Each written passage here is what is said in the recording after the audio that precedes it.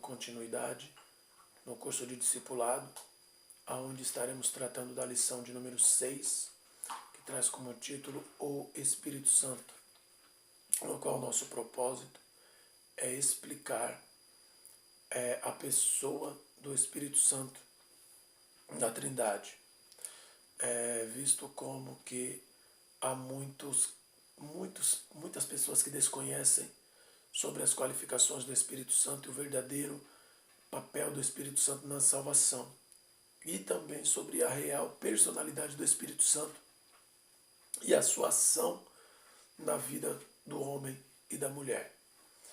Para esse tema nós vamos nos utilizar o livro de Atos, capítulo de número 1, versículo de número 8, que nos diz assim: Mas recebereis a virtude do Espírito Santo que há de vir sobre vós, e ser-me-eis testemunhas, tanto em Jerusalém, como em toda a Judéia e Samaria, e até os confins da terra.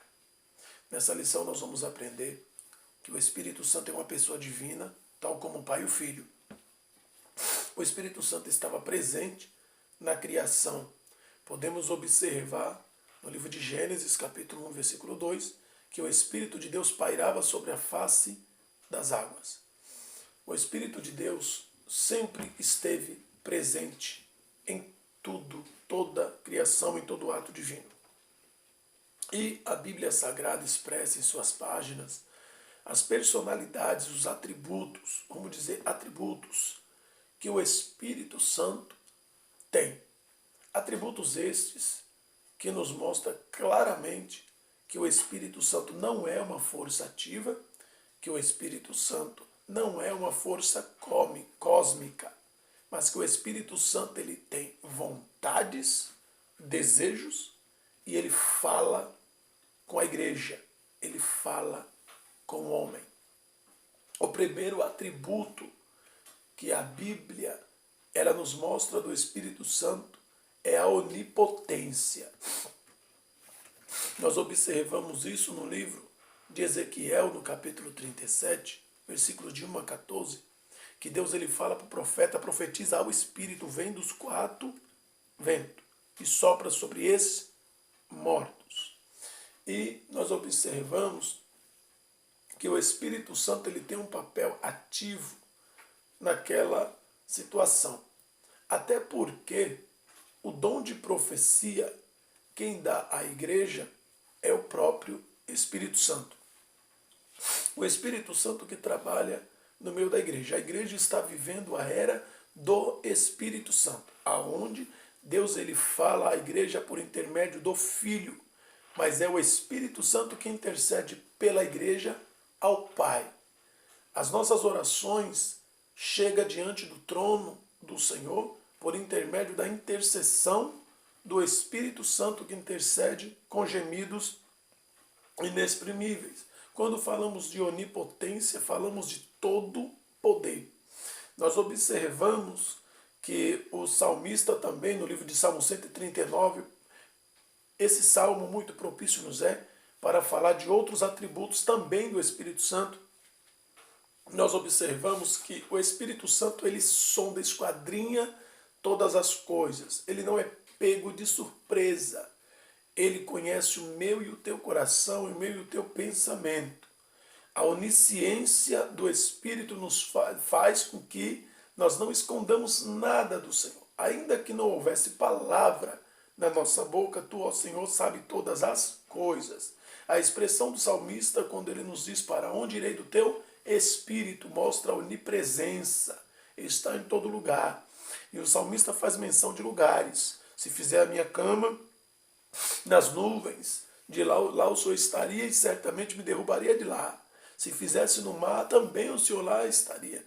Se eu fosse até o inferno também lá, o Senhor me acharia. Então, não tem para onde fugir da presença do Senhor. O Espírito Santo, ele possui os mesmos atributos que o Pai e o Filho, falando-nos de onipotência, onisciência e onipresença, ou seja, todo poder, todo saber e está em todo lugar. E nós observamos também na Bíblia a personalidade do Espírito Santo. O Espírito Santo é uma pessoa e não uma influência ou uma energia cósmica, como já temos falado.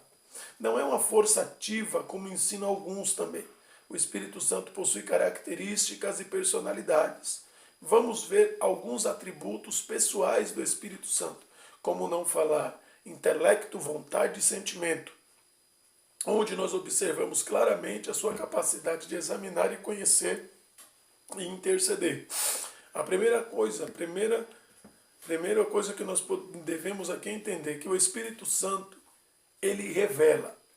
A Bíblia, ela é a revelação de Deus ao homem e foi escrita por homens inspirados pelo Espírito Santo. Segundo nos relata Pedro, na sua segunda carta de Pedro, capítulo 1, versículo 21, e também Paulo escrevendo a segunda carta a Timóteo, no capítulo 3 e versículo 16. O Espírito Santo é quem dá toda a revelação e inspiração ao homem para anunciar a vontade de Deus, para pregar a palavra do Senhor. A segunda coisa, ele ensina. O Senhor Jesus afirmou aos discípulos que o Consolador, o Espírito Santo, os ensinaria todas as coisas e os faria lembrar de tudo quanto Jesus havia dito e ensinado. Segundo escreveu o Evangelho de João, João no seu Evangelho, capítulo 14, versículo 26. O Espírito Santo é quem ensinaria, vos faria lembrar, lembrando, vai abrir a memória, vai fazer lembrar e ainda ensinar o que se deve falar em determinada situação. Acredito que uma força não faz ninguém lembrar nada. Uma força não revela nada para ninguém e nem fala aos ouvidos de ninguém. O Espírito Santo intercede. Romanos capítulo 8, versículo 26. O apóstolo Paulo, ele fala que o Espírito Santo intercede por nós com gemidos inexprimíveis, mostrando a capacidade do Espírito Santo de agir em favor da igreja em todos os instantes. Ele também ordena. A igreja de Antioquia, da Síria, foi a primeira a enviar obreiros ao campo missionário, porém sob a ordem do Espírito Santo. Atos capítulo 13, versículo 1 e 2, vem a dizer que a igreja estava orando e jejuando, quando o Espírito Santo disse para a igreja: separai-me a Saulo e a Barnabé para a obra que os tenho chamado. A igreja não separou seus missionários segundo as suas escolhas ou pretensões próprias. A igreja separou esses obreiros porque o Espírito Santo os direcionou. Não era porque Saulo e Barnabé eram os melhores dizimistas, não era porque Saulo e Barnabé eram os que mais tinham amizade com A ou com B. Foi o Espírito Santo quem denominou a separação. Na obra de Deus não é ter para ser, é ser para ter. É ser homem de Deus para ter a presença do Senhor. Alabraia, sébia. Deus não trabalha no meio de engano. Ele trabalha na direção que ele dá. A direção dada pelo Espírito Santo. O Espírito Santo também testifica de Cristo. É o Espírito Santo que testifica, ou seja, que afirma e confirma que Jesus é o Senhor. 1 Coríntios capítulo 12, versículo 3.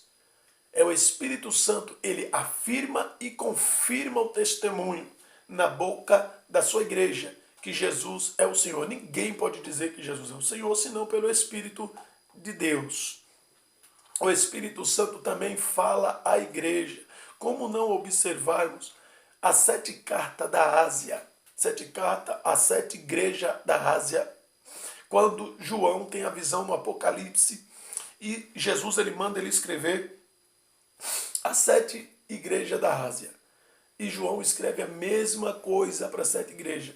Quem tem ouvidos, ouça o que o Espírito diz à igreja. Ele está falando do Espírito Santo. O Espírito diz à igreja.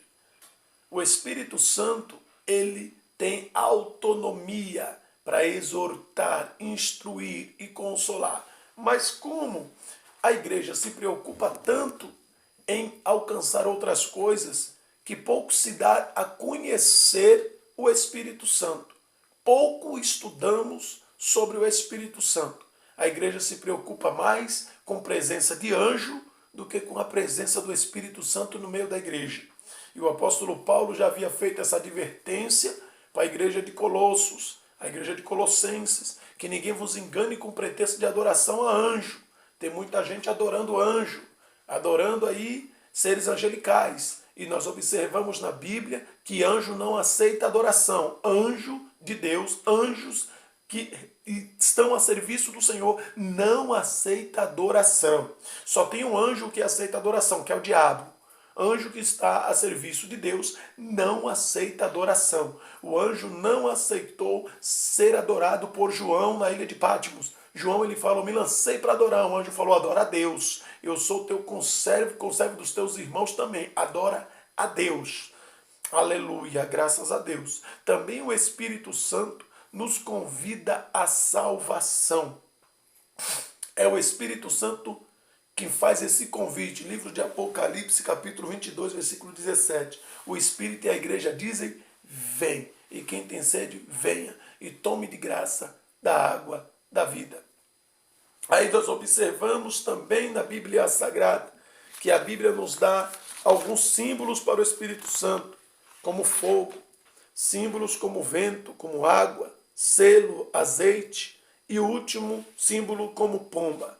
Mas como o vídeo iria ficar muito comprido se falarmos de cada símbolo, eu apenas vou falar de 2 símbolos aqui que a Bíblia fala do Espírito Santo. O primeiro símbolo que eu quero falar é o fogo. Mas por que o Espírito Santo ele entra como símbolo, como fogo? Qual é a função do fogo? Para que serve o fogo? Para muita gente o fogo é apenas para aquecer. Para uns, para outros, o fogo é apenas um meio de se preparar um alimento, porque o homem não vai comer nada cru, acredito assim. Mas o fogo tem as suas funções primordiais e melhores compreensíveis. O fogo também purifica. É utilizado o fogo para purificar água, para tornar água potável, para matar bactérias da água, para matar patógenos que possam estar na água. E assim, na ausência do fogo, muita gente toma água contaminada. E assim está acontecendo em nossos dias. Com a ausência do Espírito Santo, em muitos púlpitos tem água contaminada para a igreja, que está adormecida no seu próprio eu, adormecida na sua própria vontade, no seu desejo de conquista das coisas materiais, em querer riquezas deste mundo. Estão bebendo água contaminada. É necessário acender essa chama. E quanto à advertência do fogo está aceso, Deus havia falado para Moisés no livro de Levítico, capítulo 6 e versículo 13, o fogo arderá continuamente sobre o altar e não se apagará. Há um motivo para Deus ter falado para Moisés que o fogo tinha que estar aceso. É muito importante frisarmos que Deus ele usa a coluna de fogo durante a noite para guiar o povo de Israel.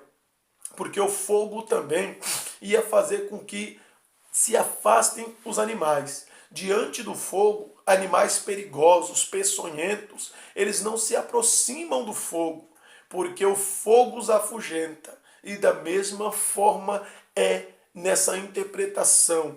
Porque muitas pessoas têm sofrido com opressão demoníaca? É porque falta a presença de Deus. Nós observamos no livro de Mateus que Jesus é bem categórico quando ele fala. Quando um espírito imundo sai de uma pessoa, Mateus capítulo 12, quando o espírito imundo sai de uma pessoa, ele anda por lugares áridos, mas não encontrando repouso, ele fala consigo, vou voltar para minha casa, de de onde eu saí. E ele volta, mas ele encontra a casa vazia. Casa vazia é a ausência de alguém, do dono. O dono não está presente. E esse demônio, ele volta, ele entra, ele traz consigo 7 piores do que ele. E o último estado é pior do que o primeiro. É necessário acender o fogo na nossa vida espiritual. Outro símbolo é a água, que a água tem também o seu sentido de purificação. E Jesus ele fala que o Espírito Santo é a água, no capítulo 7 do Evangelho de João, no versículo 39. Quando ele está falando sobre matar a sede, rios de água viva vai fluir do ventre daqueles que ouvirem a palavra de Deus e aceitarem, falando ele do Espírito Santo que ainda não fora dado, mas que viria para instruir a igreja, para consolar a igreja. A obra, vamos falar sobre a obra do Espírito Santo. A obra do Espírito Santo na vida do pecador. O que o Espírito Santo vai fazer? O Espírito Santo vai regenerar esta pessoa, fazendo com que ela experimente um novo nascimento e torne-se uma nova criatura. Mas como? A primeira coisa que o Espírito Santo vai fazer é convencer esta pessoa da condição real dessa pessoa de pecado. Convencer e trazê-la para experimentar uma nova vida em Cristo. Nós observamos também a obra do Espírito Santo na vida do crente. A obra do Espírito Santo agora na vida desta pessoa que aceitou a Cristo, depois que ela foi convencida pelo Espírito Santo e converteu-se a Deus para obedecer a sua palavra. O Espírito Santo, primeiro, vai consolar. Segundo, vai conduzir e guiar em toda a verdade. Terceiro, vai ensinar todas as coisas e lembrar que o Senhor Jesus ensinou. Quarto, vai conceder poder para testemunhar de Jesus. Quinto, vai interceder pelo cristão em suas orações.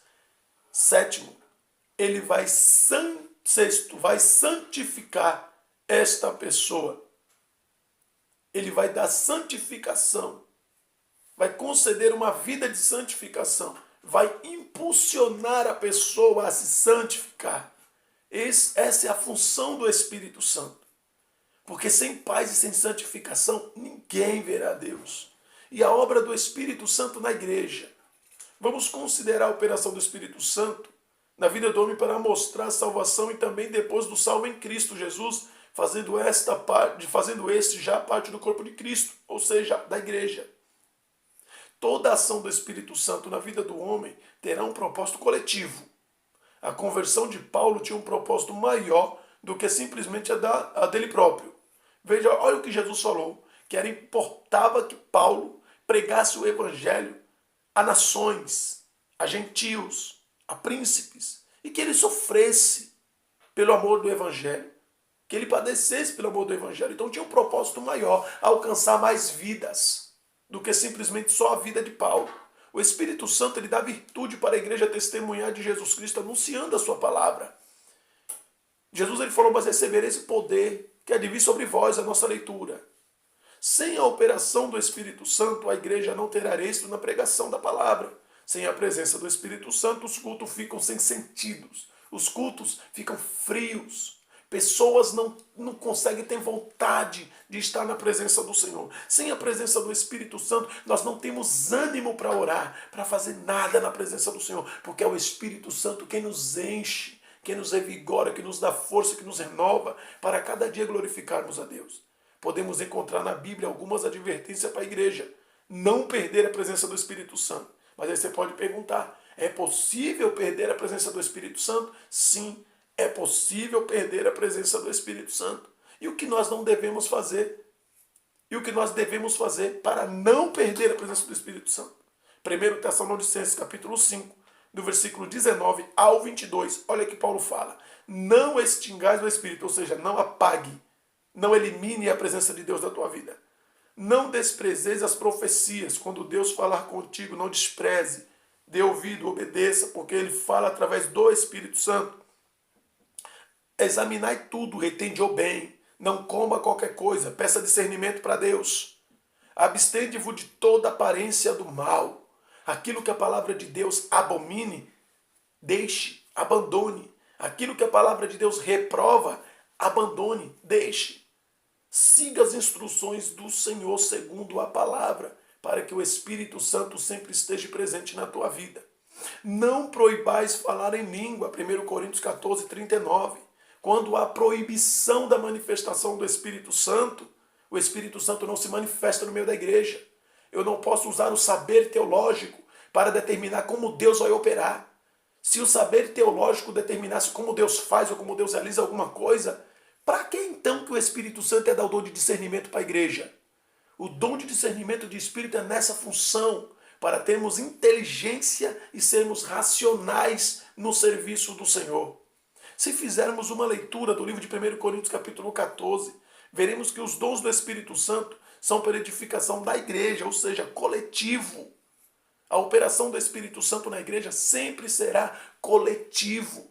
Deus ele tem um propósito para a igreja e não para pessoas determinadas, para pessoas separadas, de maneira alguma. Tudo que Deus fizer na minha vida é para proveito da igreja. Tudo que Deus fizer na tua vida é para proveito coletivo da igreja. Toda salvação, toda libertação é para edificação da igreja. E quando Deus batiza alguém com o Espírito Santo e dá dons a essa pessoa, é para essa pessoa usar esse dom para edificação e crescimento da igreja. É coletivo, é visão de reino, olhando para Jesus, autor e consumador da fé, e não apenas ser um mero partidarista. Não apenas ser uma pessoa que é partidário, que pertence a um grupo como a igreja de Corinto. Eu sou de Paulo, outro eu sou de Pedro, outro eu sou de Apolo, outro eu sou de Cristo. Não! Mas pertencemos a Cristo, servimos a Cristo, devemos ter visão de reino. Não podemos pregar a palavra de Deus de uma forma pensando que Deus só é daquela maneira ou só faz daquela forma. Nós precisamos andar segundo a palavra. Não é vale o que o pastor disse, vale o que está na Bíblia. A Bíblia Sagrada é a nossa única regra de fé e prática. E há muitas pessoas que, por não conhecerem a palavra de Deus, estão sendo enganadas, estão sendo levadas à perdição, porque não leem a palavra de Deus e se detêm apenas no que dizem para ela. Pense nisso, analise a Bíblia Sagrada, estude com a Bíblia Sagrada. Que Deus abençoe grandiosamente a tua vida, em nome do Senhor Jesus Cristo. Fique à vontade, se sentir no teu coração, para compartilhar esses vídeos, para que alcancemos vidas para o reino do Senhor, para que venhamos transpor fronteiras, passar fronteiras e irmos adiante pregando a palavra de Deus, pois o nosso propósito é almas para o reino do Senhor, almas para a glória de Deus. E o quanto mais almas alcançarmos para a glória de Deus, menos pessoas terá para o diabo ficar oprimindo. Vamos pregar a palavra de Deus, vamos anunciar a palavra de Deus em tempo e fora de tempo, para a glória do Senhor. Que Deus abençoe, em nome do Senhor Jesus Cristo.